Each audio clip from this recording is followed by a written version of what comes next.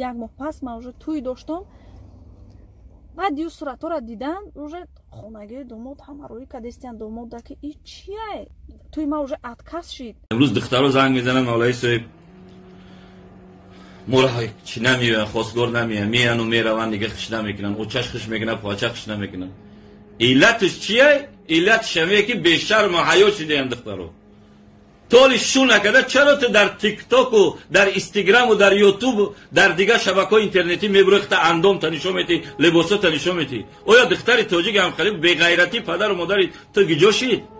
البته ما پدر و مادرای بسیار خفه نمیشم نمیدونن از هموش خفه ایم که کنترل نمیکنن. تلفن ششاو بگی چک که چی داره او دختر درم یک وقت میگن زیر رادیو میره و دیگه چیزا تماشا میکنن.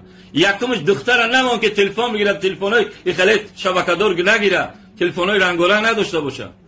شلک تا پشمک اینجا اینجا دای چون تو میگه چقدر چیدگی ها برای وای دخترها چیش دیگه نمیدونم یا ای اروپا و ای یهود نصارا چیکسن در تلفنا اندامی خیچ نشون میده.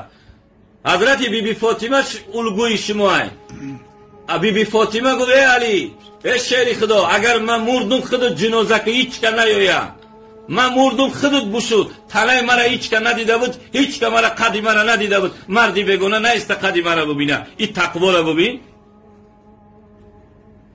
چی با امروز خواستگاری نمیوین؟